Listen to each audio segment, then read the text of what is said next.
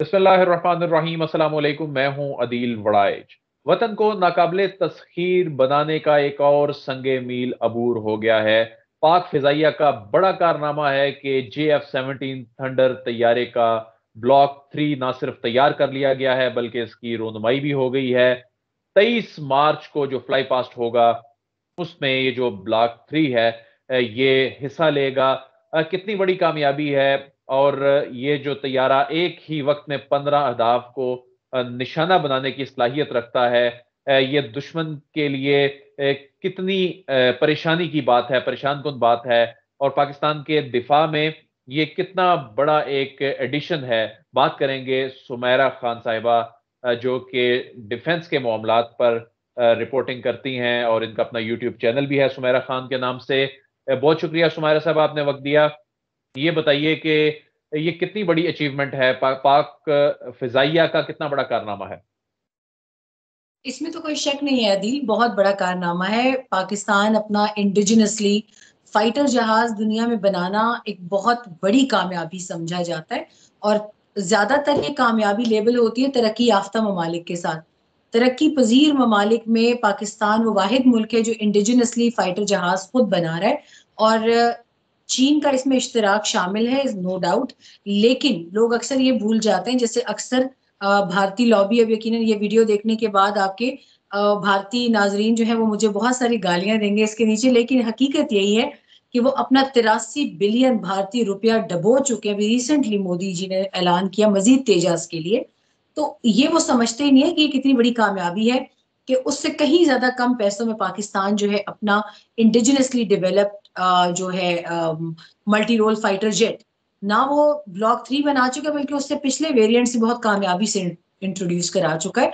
और फिर क्योंकि चाइना है दूसरी तरफ, जैसे J-10C की बात हम कर रहे थे, जिस तरह J-10C उसी तरह उसके सारे वेरिएंट्स चीन ने डेवलप किए, इसी तरह पाकिस्तान भी खुद कफालत में कदम रख चुका है। और फिर खुद कफालत में हमने टैंक्स बनाए, आज तक हमने उसमें मिसाइल्स बनाए, रॉकेट्स बनाए, हर चीज बनाई है, हथियार अपना बनाए। लेकिन फाइटर जेट बनाना किसी किसी के बस की बात है और पाकिस्तान उसमें सुरखरू हुआ है, इसमें कोई शक नहीं। मेरा ये बताइए कि इसका जदीद रेडार सिस्टम और इसका जो इंतबाही निज़ाम है, इसका वारफेयर निज़ाम जो है, उससे मुतल्लिक नाजरीन को बताइएगा। आपने इसके रडार सिस्टम की बात की है, AESA रडार, इसको एक्टिव इलेक्ट्रॉनिकली स्कैन अरे इसको रडार कहा जाता है। ये दुनिया के चंद लीथल तरीन रडार्स में से है। एंटी स्टेल्थ की टेक्नोलॉजी से भी लैस है। बल्कि इसमें मैं एक छोटा सा आपको फॉर रिकॉर्ड पर्पज ये भी बताती चलूं कि चीन ने डिस्प्ले किया था पाकिस्तानी JF-17 के लिए, जेट के लिए, जो KLJ-7A AESA रडार, उसको वर्ल्ड रडार एक्सपो में भी जून 2021 में इसको उन्होंने पेश किया था दुनिया के सामने। और ये वर्ल्ड रडार एक्सपो थी। तो अब आप यहां से अंदाजा लगाएं कि चीन जैसा मुल्क अगर इसकी अहमियत ना होती तो वो इसको कभी भी इतने बड़े एक्सपो में ना रखता। चाइना ने डिस्प्ले जब किया इस रडार को, तो ये बताया गया कि ये पाकिस्तानी JF-17 जेट के लिए डिजाइन करता है, along with a newly developed anti-stealth radar at the World Radar Expo। और एंटी स्टेल्थ होना, यकीनन वो लोग जो जेट फाइटर्स को स्टडी करते हैं, जो इस फील्ड से रिलेटेड हैं, जो एविएशन एंथुजियास्ट्स हैं, उनको पता है कि एंटी स्टेल्थ की जो कदर कीमत है वो क्या है। और अमेरिका का F-35 उसके हवाले से कहा जाता था कि वो स्टेल्थ टेक्नोलॉजी उसकी इतनी स्ट्रांग है कि उसको दुनिया का कोई रडार जो है वो कैप्चर नहीं कर सकता। लेकिन रिसेंटली चीन और रशिया ने उनकी वो खुशफहमी भी खत्म कर दी है। F-35 जैसा एक बेशकीमत जहाज जो है वो भी अब रडार, इस रडार की कैप्चर से या इस रडार की छाप से वो बच नहीं सकता। तो it's equipped with that state of the art AESA radar. और भी बहुत खूबियां जैसे जैसे आप पूछते जाएंगे मैं बताती जाती हूँ। अच्छा, यानी ये जो रेडार आप बता रही हैं कि इस तैयारे में नस्ब किया गया है, इस रेडार से जदीद तरीन जो जहाज जो स्टेल्थ टेक्नोलॉजी का इस्तेमाल करके उस रेडार से बच जाते थे या उसको चकमा दे जाने में कामयाब हो जाते थे, अब बिल्कुल इस तैयारी में वो जदीद रेडार नस्ब कर दिया गया है और ये अब अपने दुश्मन पर नजर रख सकेगा। बिल्कुल, देखिए इसकी सबसे बड़ी अब नॉर्मली रडार्स से हमारे जहन में ये आता है, जब हम छोटे बच्चे होते थे तो हम हमारे सामने सिर्फ वो एक एक घूमती हुई मशीन आती थी कि जिसका पंखा घूम रहा है, हमारे लिए वो रडार था। लेकिन अब जो मल्टी रोल फाइटर जेट्स के अंदर नस्ब शुदा और फिर AESA एक ऐसी बला है कि लोगों को अक्सरियत वो उसी रडार के साथ तशबीह देते हैं। जहाज की अपनी रडार कैपेसिटी जो होती है वो पायलट को हेल्प आउट करती है कि उसको हदफ बनाने वाला या उसको निशाना बनाने वाला उसका एडवर्सरी उससे कितने फासले पर है, कितनी सलाहियत वो उसको देता है कि वो अपने आप को भी बचाए, अपना दिफा भी करे और सामने वाले को हिट भी करे कामयाबी से। तो इन रडार्स का, जहाज के रडार्स का बेसिकली ये फंक्शन होता है। क्योंकि मैं सादा अल्फाज में इसलिए समझा रही हूँ कि टेक्निकलिटीज ठीक तो है। अभी मैं आपको यहाँ पे 10 का एक सेट बता दूं, लेकिन समझने अ, वाले शायद समझ नहीं पाएंगे उसको।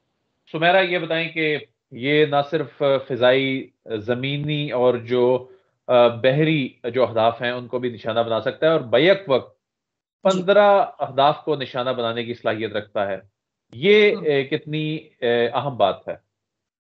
देखिए, इसमें 15 अहदाफ के हवाले से मैं थोड़ी सी करेक्शन कर देती हूँ। 15 अहदाफ को निशाना जरूर बना सकता है, लेकिन एक फाइटर जेट जब भी हवा में होता है तो उसकी एक मैक्सिमम कैपेसिटी होती है जो उसको दी जाती है, जो सलाहियत से उसको लैस किया जाता है। 15 अहदाफ आपका ये रडार आपको आइडेंटिफाई करके दे सकता है। इन 15 सही। अहदाफ को आप निशाना बना सकते हैं, लेकिन एट अ टाइम उसकी कैपेसिटी जो है वो 6 से 8 के दरमियान होती है, depending on the kind of पे लोड आपका जहाज जो लेकर जा रहा है। तो उस पे लोड के मुताबिक, यानी अगर आप 5 PL-15 मिजल्स लेके चल रहे हैं अपने पे लोड में, तो उसके जरिए एक मिजल से आप कितने अहदाफ को निशाना बनाते हैं, ये इक्वेशन कुछ इस तरह होती है। बैक वक्त 15 को आइडेंटिफाई कर देगा, लेकिन निशाना डिपेंड करता है कि आपके सामने कितने जहाज हैं और आपके जहाज पर मिजल्स कितने लगे। अच्छा, इसका जो इससे पहला जो था ब्लॉक 2 था, उसके साथ कंपैरिजन करें तो इसमें उसके कंपैरिजन में कितनी बड़ी चेंजेस हुई हैं? हथियारों की मद में हुई है। PL-15 इसमें है, PL-10s है। अभी आपने जो तस्वीर भी देखी इसकी रोलिंग आउट सेरेमनी की, उसमें 5 PL-15 इसके अंदर मिजल्स लगे हुए थे, 2 PL-10 लगे हुए थे। और आपको याद होगा, आप ही के साथ मैंने एक वीडियो की थी जब पिछले साल 28 दिसंबर को गालिबन इसकी रोलिंग आउट सेरेमनी हुई थी और सीरियल प्रोडक्शन में गया था ब्लॉक 3। तो आपने एक इंटरव्यू किया था और उसमें हमने बताया था कि राफेल के साथ पहला कंपैरिजन JF-17 का तब हुआ था, और वो हुआ था PL-15 मिजल की वजह से, BVR रेंज की वजह से और इस रडार की वजह से, शायद आपको याद हो।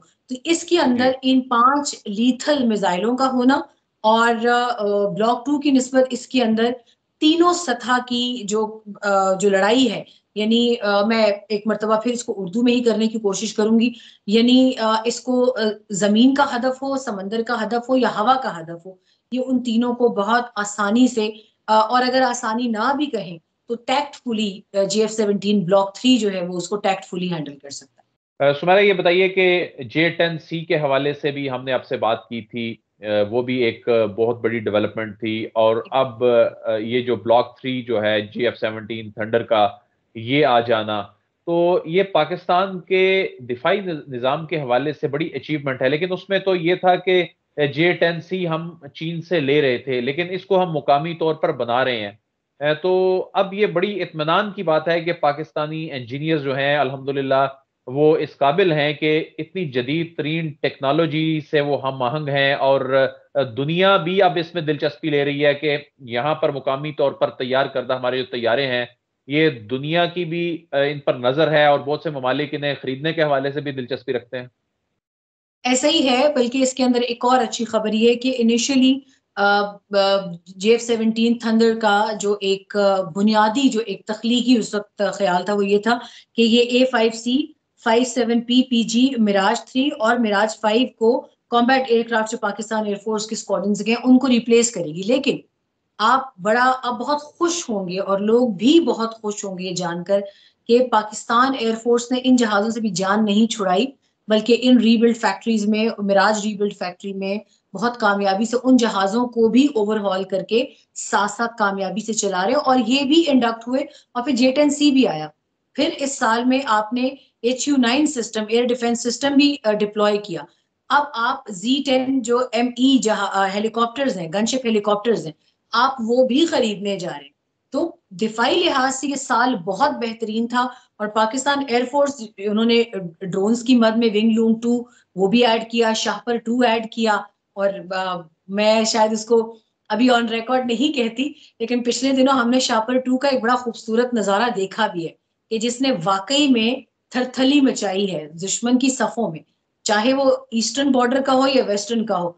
तो ये तसल्ली रखें, खातिर जमा रखें कि ये जो लोग डिफेंस बजट का शोर मचाते हैं ना, इनको अभी पता नहीं है कि यहाँ पे कहाँ-कहाँ पर पेट काट कर अपना इन फैक्ट्रीज़ को चलाकर ये दिफा मजबूत बनाया जा रहा है।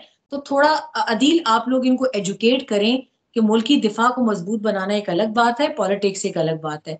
JF-17, J-10C, आपके एयर डिफेंस सिस्टम्स, आपकी drone technology, this makes U A defence conglomerate as a Pakistan. बहुत बहुत शुक्रिया सुमेरा खान साहिबा। आपसे इस मामले पर मजीद भी बात करते रहेंगे। नाजरीन, आज तक के लिए इतना ही। अदील वड़ाई को इजाजत दीजिए, आपसे फिर मुलाकात होगी। अल्लाह हाफ़िज़।